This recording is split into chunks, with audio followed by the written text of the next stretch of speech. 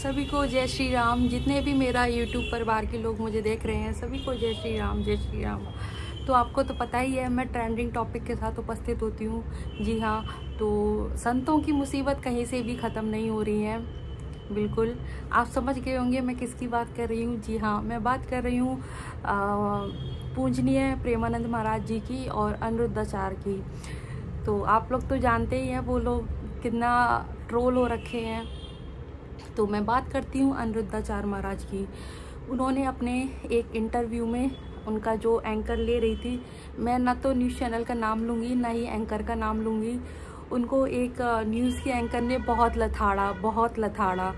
तो जब उनसे उनके इंटरव्यू में पूछा गया आप लड़कियों को इस तरह के शब्द बोलते हो, आप एक कथावाचक हो के आपके मुंह से ये शब्द शोभा नहीं देते हैं। तो उन्होंने कहा मैं कथावाचक के साथ साथ मैं संत भी हूँ। तो भाई आप एक संत हो। तो महिला एंकर ने उनको इतना झाड़ा, इतना धोया। उन्होंने बोला कि आप संत हो और आप बोलते हो मुंह मारना और जवानी फिसलना, आप इन शब्दों को क्यों बोलते हो? लड़कियों के लिए ये शब्द अच्छे नहीं हैं, आप किसी और शब्द का यूज़ करके समझा सकते हो।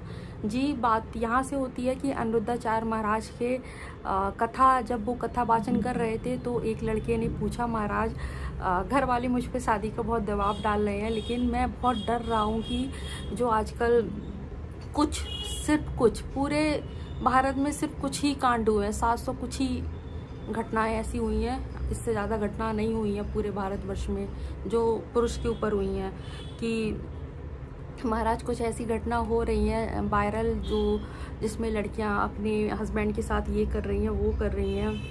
तो उसने साहिल मुस्कान ड्रम कांड का भी नाम लिया, और जो रिसेंटली सोनम रघुवंशी है ना, राजा रघुवंशी वाला हत्या का भी उन्होंने जिक्र किया कि मुझे डर लग रहा है कि मैं कैसे शादी करूं, मुझे बहुत डर लग रहा है शादी के नाम पे। उस लड़के ने ऐसा बोला। महाराज से प्रश्न किया अनिरुद्धाचार्य से, तो अनिरुद्धाचार्य ने इस पे जवाब दिया कि लड़कियां सुन सकते हो आप लोग, 25 साल तक उनकी शादी नहीं करोगे तो वो जगह जगह मुंह मारेंगी, ये आप इनका क्लिप सुन सकते हो। ठीक है, मैं ज़्यादा नहीं बोलना चाहूँगी इस प्रकरण में।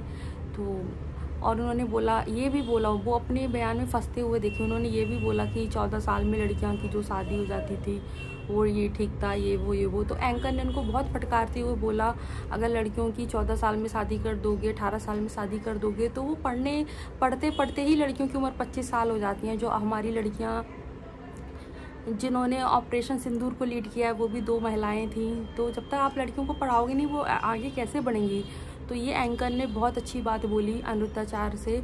तो अनिरुद्धाचार्य ने अपनी सफाई में बस ये दिया, उन्होंने बोला कि आप माफ़ी मांगना चाहते हो। उन्होंने कहा मैंने कुछ गलत नहीं बोला है, मैंने बस इतना ही बोला है कि जो लड़कियां गलत कर रही हैं, जो लड़के गलत कर रहे हैं, तो मैंने दोनों का नाम लिया है, हमारी क्लिप को काट छांट के दिखाया गया है और मैं माफ़ी नहीं मांगूंगा क्योंकि मैंने गलत नहीं बोला है। फिर महिला एंकर ने उनको ऐसा जम के धोया, ऐसा जमकर धोया, उनके 2-3 शब्द पकड़ के बोला, आपने ये वो शब्द बोले, आपने ये शब्द बोले हैं। तो उन्होंने अपने बचाव में ये बोला कि भाई अगर कोई गलती करता है तो उसको हम एक संत होने के नाते उसको सुधारने के लिए उसको इस डांट टपट की भाषा का इस्तेमाल कर सकते हैं। उन्होंने पूरा इंटरव्यू में अपना बचाव किया है, उन्होंने कहीं कोई माफ़ी नहीं मांगी है। तो हम बात करते हैं दिशा पटानी की बहन खुशबू पटानी की। उन्होंने अनिरुद्धाचार्य को बोला है कि वो मिल जाएं तो मैं उनका ये कर दूंगी, मैं उसका वो कर दूंगी। उन्होंने बहुत सारे शब्दों का प्रयोग किया है। तो इसके चलते अनिरुद्धाचार्य की तरफ से उन पे FIR भी दर्ज कर दी गई है। तो खुशबू पटानी की, जो दिशा पटानी की सिस्टर हैं, एक्ट्रेस दिशा पटानी की, उन्होंने बहुत कुछ बोला है, लिविंग के लिए भी बोला है कि आप मिल जाओ तो मैं तुम लोग के साथ ये करूँगी वो करूँगी। जमकर विवाद में फंसती हुई नज़र आई हैं खुशबू पटानी। देखते हैं आगे उनको जेल होती है क्या होती है। खैर उनके नाम FIR हो चुकी है। तो आप लोग कमेंट बॉक्स में बताइएगा कि दिशा पटानी ठीक है कि अनिरुद्धाचार्य महाराज ठीक है कि कौन ठीक है। मैंने अपने पिछले वीडियो में प्रेमानंद महाराज जी के बारे में बात की थी। ठीक है, मैं प्रेमानंद महाराज जी को मैं बहुत मानती हूँ दिल से। तो आप लोग पिछला वीडियो मेरा देखना। तो मैं इस वीडियो पे प्रेमानंद महाराज जी की बात नहीं करना चाहूँगी। योगी आदित्यनाथ ने भी बोला है कि जो संत हैं उनको किसी भी कंट्रोवर्सी में ना ढकेला जाए। लेकिन अनिरुद्धाचार्य के मैं एक बात तो बोलना चाहूँगी, कुछ लड़कियां कैसी भी हों लेकिन अनिरुद्धाचार्य एक कथावाचक है, उनको अपनी ज़बान पे संयम रखना चाहिए।